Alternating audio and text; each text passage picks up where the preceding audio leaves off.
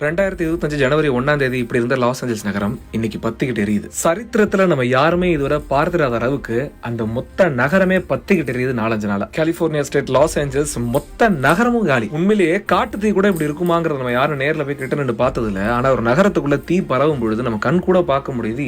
இந்த அளவுக்கு ஒரு ஊரே அழிக்கக்கூடிய அளவுக்கு இந்த தீ எங்க இருந்து பரவுச்சு, எப்படி வந்தது, இல்ல யாரும் வேணும்னே செஞ்சாங்களா, எதுவுமே யாருக்கும் தெரியல. தெருவுல நிறுத்தி வச்சிருந்த காரெல்லாம் அப்படியே தீயில உருகி ஊத்தி ஓடுது. இந்த ஹாலிவுட் மவுண்டைன்லாம் நம்ம படத்துல பார்த்திருக்கோம் இல்லையா, அந்த மலையே பத்திக்கிட்டு எரியுது, மெக்டொனால்ட்ஸ் எரியுது, எல்லாமே எரியுது. உலகம் எதுவும் அழிய போதா இல்ல அழிவின் விளிம்புக்கு வந்துருச்சா என்னன்னு தெரியல. இந்த குறிப்பிட்ட இந்த ஒரு வாரமா எல்லா ஊர்லயும் பிரச்சனைகள் நடந்த மயமா இருக்கு. நாம திரையில பார்த்து வியந்த பெரிய பெரிய செலிபிரிட்டிஸோட வீடே முழுமையா எரிஞ்சு சாம்பலா போச்சான். தீ எரிஞ்சு எரிஞ்சு வானத்துல எங்கும் அந்த புகை மண்டலங்கள் சூழ்ந்து அந்த பகல் பொழுதே இருட்டா காணப்படுது. ஆனா ஏன் இப்படி எல்லாம் இயற்கை பேரிடர்கள் நடக்குதுன்னு தெரியல. 2020 தொடங்கி இன்னும் 2 வாரம் கூட ஆகல. ஒரு பக்கம் நடன வெள்ளம், ஒரு பக்கம் நடன நிலநடுக்கம், ஒரு பக்கம் தீ, ஒரு பக்கம் புயல், இந்த மாதிரி பல இயற்கை சீற்றங்கள் ஒரு நாட்டிலையும் ஒரு இடத்துல நடந்திருக்கு. உண்மையிலேயே திரைப்படத்துல VFX பண்ணா கூட இப்படி ஒரு காட்சி அமைக்க முடியாது போல அந்த அளவுக்கு கொடூரமான தீ நாடு முழுக்க. இதை பார்க்கும் போதே நமக்கு அப்படியே நெஞ்செல்லாம் பதபதக்க வைக்குது பாருங்க. மொத்தமா காலி, மொத்த லாஸ் ஏஞ்சல்ஸ் நகரமும் காலி. அங்க இத்தனைக்கும் அந்த மொத்த யுனைடெட் ஸ்டேட்ஸ்லயே கலிபோர்னியா தான் அதிக GDP கொண்டிருக்கு. மீட்பு பணிகளும் நடந்துகிட்டு இருக்கு, 4 நாளா நடந்துகிட்டு இருக்கு. ஆனாலும் அந்த தீ குறைஞ்ச பாடல. ஆண்டவனுடைய அருளால உடனடியாக இதெல்லாம் சீர்நிலைக்கு வரணும். அந்த மக்கள், இயற்கை, அந்த நாடு